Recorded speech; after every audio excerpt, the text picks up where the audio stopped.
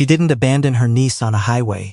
She dropped her off at a gas station 40 minutes outside of Halifax with a suitcase and a $20 bill, and told her to figure it out. The girl was 24 years old, her name was Noelle, and she had nowhere on earth to go. The house on Birchwood Crescent had belonged to Noelle's parents, a 2-story Cape Cod with blue trim and a small garden out front, where her mother used to grow lavender every summer. The neighbors remembered the lavender. They remembered Noelle's mother too, a woman named Audrey who laughed loudly and left cookies on people's porches for no reason, and died of pancreatic cancer 3 weeks after Noelle's 15th birthday.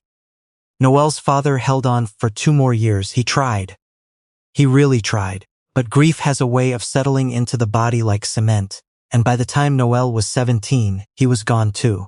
Heart attack in the kitchen on a Sunday morning while the kettle was still boiling. She found him on the floor with his hand near the counter, like he'd been reaching for something.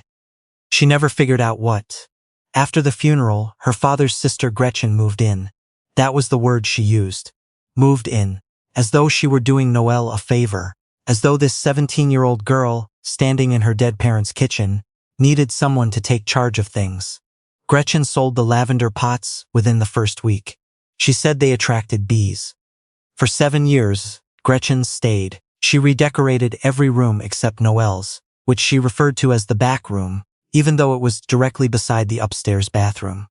She changed the locks. She redirected the mail to her own name. She told the neighbors that Noelle was fragile, unstable, needed supervision, and because Gretchen said it with the right amount of concern in her voice and wore the right kind of cardigan, when she said it, people believed her. Noelle was none of those things. She had finished high school with honors. She had completed 2 years of college online, paying for it herself with money from cleaning houses in the neighborhood, before Gretchen found out and told her she didn't have time for hobbies. She cooked every meal in that house. She scrubbed every floor. She maintained the garden Gretchen never once thanked her for, planting new things every spring, because some part of her still believed her mother could see it. She wasn't fragile. She was trapped, and there's a difference most people don't understand until it happens to them. It was a Thursday in early November when it ended. The sky that day was the color of old dishwater. Gretchen had been on the phone all morning, her voice rising and falling in that way it did when money was involved. Noelle didn't know the details yet, but Gretchen had been borrowing against the house, forging paperwork, taking out lines of credit in names she had no legal authority to use. The walls were closing in on her, and Gretchen, like all people who build their lives on lies, needed someone to blame. Noelle was folding laundry in the living room when Gretchen came downstairs with her keys in her hand and her purse over her shoulder. "Get your things," she said. Noelle looked up. "What? Your things? Whatever fits in a bag. You've got 10 minutes. Noelle set the shirt down slowly. "Where am I going?" Gretchen didn't answer. She walked to the front door, opened it, and stood there, waiting with the patience of someone who had rehearsed this moment. Maybe she had. Noelle went upstairs. She stood in her room and looked at it. The narrow bed with the quilt her grandmother had sewn. The shelf of books she'd collected from yard sales and thrift shops. The photo of her parents on the dresser, both of them squinting into the sun at some beach she couldn't remember. Her mother's necklace, a thin gold chain with a small pendant shaped like a maple leaf, sitting in a dish by the window where the light hit it every morning. She put on the necklace. She packed a bag. 3 shirts, 1 pair of jeans, a toothbrush, her college folder with her transcripts, the quilt. She grabbed 1 book. Just one. A worn copy of Anne of Green Gables that her mother had read to her so many times the spine was held together with tape. She walked downstairs. Gretchen was already in the car. They drove in silence for 40 minutes. Out of the neighborhood, past the Irving station on the highway, past the turnoff for the community college, past everything that had ever been familiar. Gretchen pulled into a gas station near the edge of a town Noelle didn't recognize. She put the car in park. "Get out." Noelle stared at her. "You heard me. You're 24 years old. You have 2 legs and a brain you never shut up about. Use them." Gretchen reached across and opened the passenger door. The November air came in cold and sharp. She pulled a $20 bill from her wallet and held it out between 2 fingers, like she was offering a tip. Noelle took it. Not because she wanted it. because her hands needed something to do that wasn't shaking. She got out. She pulled her bag from the back seat. She stood on the concrete with the wind cutting through her jacket and watched Gretchen's car pull away without the brake lights even flickering. The gas station was called Denny's One Stop. It had 2 pumps, a small convenience store with a bell on the door, and a bench out front that looked like it hadn't been sat on in years. Noelle sat on it. She put her bag between her feet and stared at the highway. Cars passed, none of them stopped. The sky got darker, the temperature dropped. She sat there for 2 hours. At some point, the bell on the door jingled and a man came out. He was maybe 27 or 28, wearing a gray hoodie under a denim jacket and work boots that had seen a lot of work. His hair was cut short and his hands were rough. He was carrying a bag of salt, the kind you throw on icy steps, and he almost walked past her before he stopped. He looked at the bag at her feet. He looked at her face. He didn't ask if she was okay because the answer was obvious. "You waiting for someone?" he asked. "No," Noelle said. He set the bag of salt down. "You been out here long?" "A while." He looked at the sky, then back at her. "It's supposed to drop to -8 tonight." She didn't say anything. "There's a shelter in town," he said. "Harbor Light, they have beds. I can tell you how to get there." "Where's town?" "About 4 kilometers east. Straight down this road." Noelle nodded. She didn't move. The man hesitated. Then he sat down on the other end of the bench, leaving a respectful distance between them. He put his hands in his jacket pockets and looked at the road the same way she was looking at it, like maybe if they both stared long enough, it would tell them something useful. "I'm Sullivan," he said. "Sully. Mostly." She glanced at him. "Noelle, you got people here, Noelle?" "No, you got people anywhere?" She thought about it longer than the question deserved. "I don't think so." Sully nodded slowly, the way someone nods when they recognize something they've felt before. "Yeah," he said. "I know how that goes." He told her later, after they'd walked the 4 kilometers into town in the dark and the cold, after he'd shown her the shelter and she'd been turned away because it was full, after he'd stood outside in the parking lot, with his hands on his hips, trying to figure out what to do with a stranger he couldn't just leave on a bench in November, that he'd been in a similar spot 3 years earlier. Not the same circumstances, but the same feeling. Sully had grown up in Cape Breton, in a house that got loud on weekends and quiet in the wrong ways on weekdays. His father left when he was 11. His mother managed for a while, then didn't. He went to live with his grandfather, a lobster fisherman in Glace Bay, who taught him how to fix an engine and read the weather and shake someone's hand like you meant it.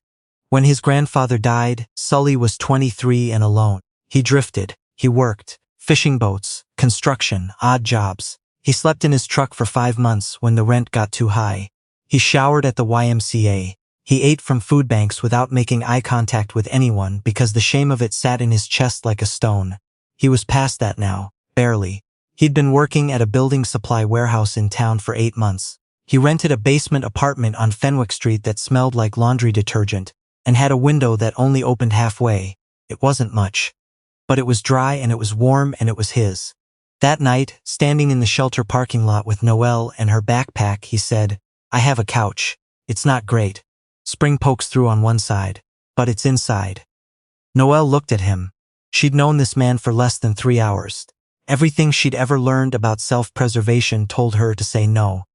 But everything she'd learned from 7 years with Gretchen told her something else.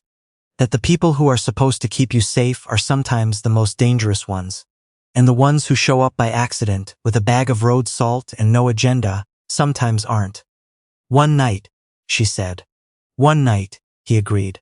The apartment on Fenwick Street was exactly what he'd described. Small, slightly damp, 1 bedroom, a kitchen the size of a closet, and a couch that had seen better decades. There was a framed photo of an old man holding a fish on the wall, Sully's grandfather. There was a space heater that made a clicking sound every 40 seconds. There were exactly 4 dishes in the cupboard, none of them matching. Noelle set her bag down by the couch. Sully gave her a blanket and a pillow. He went to his room and closed the door without making it weird. She lay on the couch in the dark, listening to the space heater click and a dog bark somewhere outside, and she cried. Not loudly, not dramatically, just the quiet, exhausted tears of someone who had been holding everything together for so long that letting go felt like a medical event. 1 night turned into 3 3 turned into a week. They established rules without discussing them. Noelle cleaned the apartment, not because anyone asked her to, but because she needed to feel useful and he needed the help. Sully left for work at 6 every morning. He came back at 4:30 with groceries. He pretended were already in the fridge. She started cooking dinner without being asked. The first time she made shepherd's pie, he stood in the kitchen doorway and stared at it like he'd never seen one before. "My mom used to make this," he said. "Mine too," Noelle said. They ate in silence that wasn't uncomfortable. It was the kind of silence that happens when two people are both thinking about someone they've lost and don't need to explain it. By the second week, Noelle had a plan. She walked to the library every morning after Sully left. She used the computers to update her resume, search for jobs, and finish the remaining credits of her college program. She found a posting for a part-time administrative assistant at a physiotherapy clinic on Baker Street. She applied. She got an interview. She wore the cleanest of her 3 shirts and borrowed a pair of earrings from the woman at the shelter drop-in center who ran the clothing exchange. The clinic manager, a woman named Harriet, who wore reading glasses on a beaded chain and said, "Lovely after everything," hired her on the spot. "You're organized," Harriet said, looking at Noelle's neatly filled out forms. "I can tell. That's lovely." Noelle walked home that afternoon and the word home caught in her throat, because she wasn't sure yet if she was allowed to use it. Sully was already back, sitting at the kitchen table with a calculator and a stack of bills, doing the math that people without money have to do every single month. She stood in the doorway. "I got a job." He looked up. Didn't say congratulations, didn't make a big deal out of it, just nodded once slowly and said, "Good. That's good, Noelle." And the way he said her name, like it was something that deserved to be said carefully, made her have to look away. She started at the clinic the next Monday. She was good at it. She answered phones, managed schedules, organized the filing cabinet that hadn't been touched since 2019. Harriet called her a godsend, lovely, absolutely lovely. Patients started asking for her by name when they called. She learned their stories. The retired teacher with the bad knee, the hockey player recovering from shoulder surgery, the elderly woman who came every Tuesday and always brought butter tarts from the bakery down the street and left one on Noelle's desk without saying anything. At night, she and Sully fell into a routine. She'd cook. He'd wash up. They'd sit in the living room, her on the couch, him in the one armchair, and she'd read while he watched whatever hockey game was on. Sometimes she read aloud, not because he asked, but because the apartment was too quiet without it, and she'd discovered that Sully liked being read to. He'd never say it, but his whole body would go still when she started, and his eyes would drift to a middle distance, and he'd listen like it was music. One night, she was reading from her Anne of Green Gables copy, the part where Anne says, "I'm so glad I live in a world where there are Octobers." She looked up and saw Sully watching her instead of the book. "What?" she asked. "Nothing," he said. "Just thinking."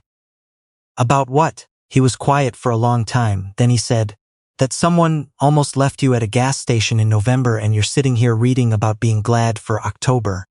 She closed the book slowly. "Sometimes the worst thing that happens to you puts you exactly where you're supposed to be." He looked at the wall where his grandfather's photo hung. "Yeah," he said. "My grandfather used to say that. Different words, but same idea." What were his words? "The sea doesn't apologize for the storm, but it always brings something to shore."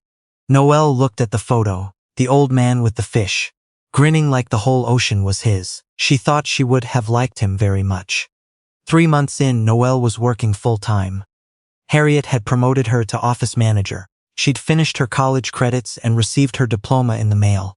A plain envelope with her name on it that she held for a long time before opening. She stood in the hallway of the Fenwick Street apartment and stared at the paper. Sully came home and found her still standing there. "What's that?" She turned it around so he could see. He read it slowly, then looked at her. His face did something she hadn't seen before, a kind of softening around the eyes that made him look younger and older at the same time. "Your parents would have been proud," he said. She pressed her lips together hard. She nodded. She couldn't speak because her throat had closed completely, and if she opened her mouth, the only thing coming out would be a sound she wasn't ready to make. He stepped forward and hugged her. Not carefully, not with hesitation. The way you hold someone when you've both been through enough to know that moments like this don't come twice and you shouldn't waste them. The space heater clicked. The dog next door barked. Neither of them moved. Back on Birchwood Crescent, Gretchen's world was coming apart at the seams. The neighbors had found out. Not all at once.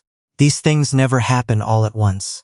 It started with Mabel Firth at number 12, who asked Gretchen where Noelle was and didn't believe the answer. It moved to the Patels at number 16, who remembered Noelle shoveling their driveway every winter without being asked.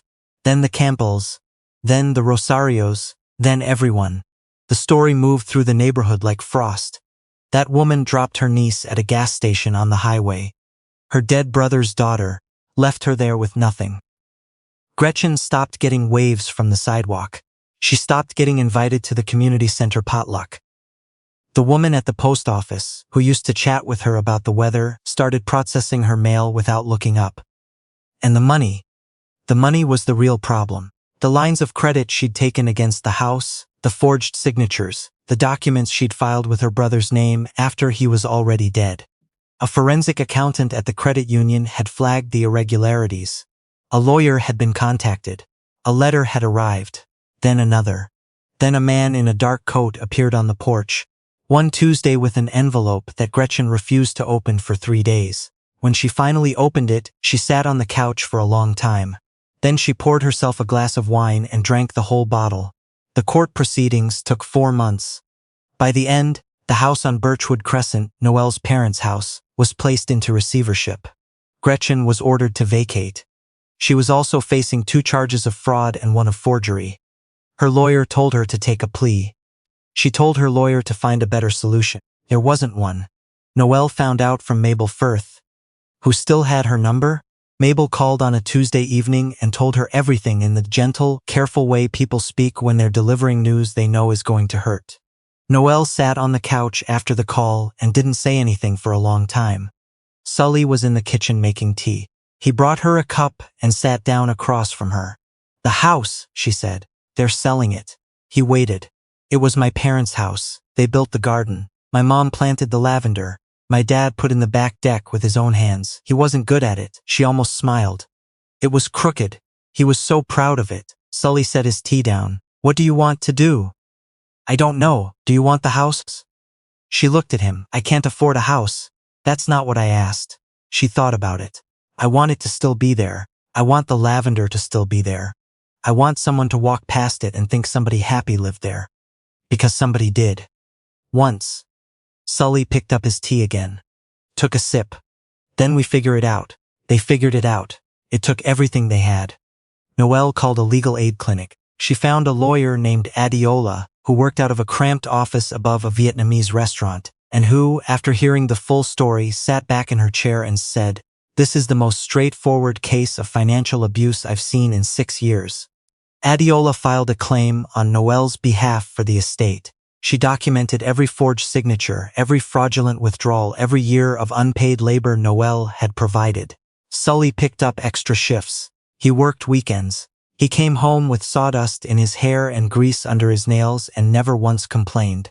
Noelle worked her clinic job during the day and studied for her real estate exam at night, because she'd decided, somewhere in the middle of all of this, that she wanted to help other people find homes, since she knew what it felt like to lose one. The legal process ground forward. Adiola was relentless.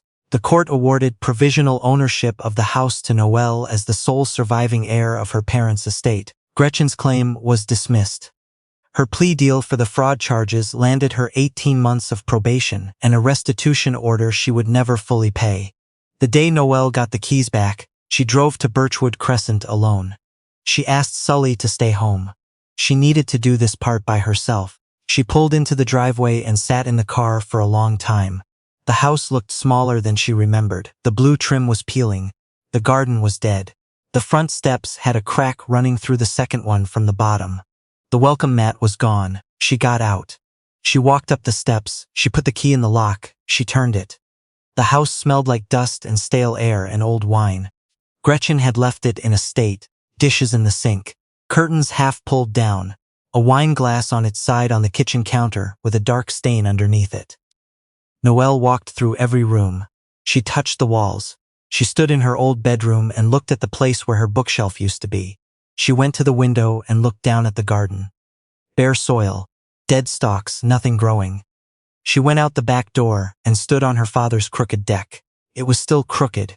She put her hand on the railing and held it and finally let herself cry. Not the quiet tears of Fenwick Street. Big, full, aching sobs that came from somewhere below her ribs and took everything with them.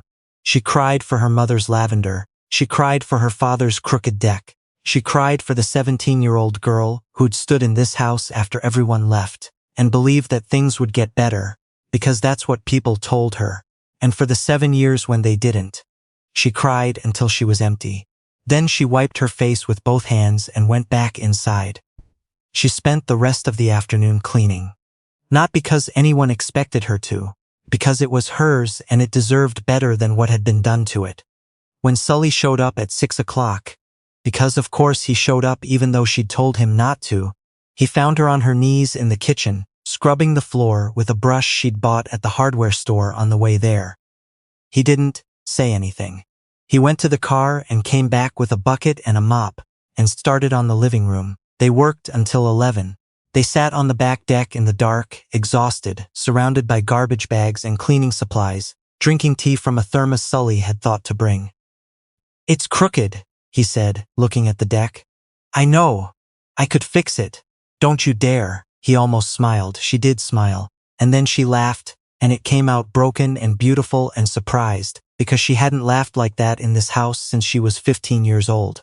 They moved in 2 weeks later. The apartment on Fenwick Street was given up without ceremony. Sully carried his grandfather's photo in his hands the whole drive. He hung it in the living room, next to a photo of Noelle's parents. 2 frames. 2 families that had been taken apart and were now, somehow, in the same room. Noelle replanted the garden in the spring. Lavender first. Then marigolds, snapdragons, rosemary. She planted things her mother had planted and things her mother never got to try.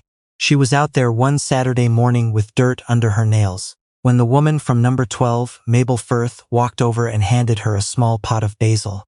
"Welcome home, dear," Mabel said, like it was nothing. Like 2 words and a pot of basil could fix everything. They couldn't. But they helped. Noelle passed her real estate exam in June. She got her license. She joined a small agency in town run by a man named Patterson who shook her hand, looked at her resume and said, "You've got a story, don't you?" She said, "Doesn't everyone?" He hired her. She was good at it.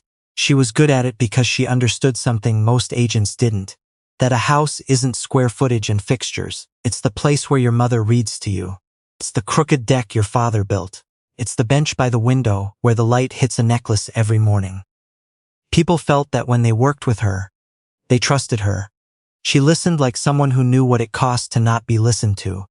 8 months after they moved back to Birchwood Crescent, on a cold, clear evening in October, Sully came home from work and found Noelle sitting on the front steps. Not waiting for him. Just sitting. Looking at the garden. He sat down next to her. The lavender was still hanging on despite the cold. A stubborn plant. It suited the house. "I have something," he said. He reached into his jacket pocket and pulled out a small box. Inside was a ring, simple, silver, a tiny stone that caught the porch light. Noelle looked at it. "It's not expensive," he said. "I wanted you to know that up front. I don't care about that. I know you don't. That's why I'm asking." She looked at him. This man who had stopped at a bench because he couldn't walk past someone in the cold. This man who gave her his only blanket the first night and never once asked for anything back. This man who picked up extra shifts and hung his grandfather's photo next to her parents' photo like both families had been waiting for each other. "Yes," she said.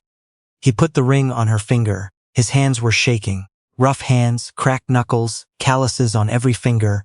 Hands that had carried crates and bags of salt and other people's heavy things for years. Gentle now. She leaned into him.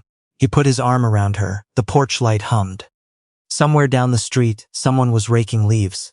The smell of lavender was faint, but there. "You know what I think about sometimes?" she said. "What?" "She drove me to a gas station in November and left me on a bench. She thought she was throwing me away." Noelle looked at the garden, at the house, at the ring on her finger. "She thought she was getting rid of me, but all she did was make sure I found you." Sully pulled her closer. She lost everything trying to take what wasn't hers, he said, and you got everything back just by being who you already were. Below them, the street was quiet. Porch lights coming on one by one as the sun went down. A neighborhood that had watched one woman try to erase a girl from her own home, and had watched that girl come back and plant lavender in the same soil. The woman who left her niece at a gas station is still paying her restitution. She moved to a rental in Dartmouth. She doesn't talk to anyone from Birchwood Crescent anymore. Not because they won't talk to her, because she can't look at them without seeing what she did reflected back. The girl she abandoned stopped looking back a long time ago. And the man at the gas station, the one with the bag of road salt and the work boots, and no reason in the world to stop, he turned out to be the only person who ever stayed.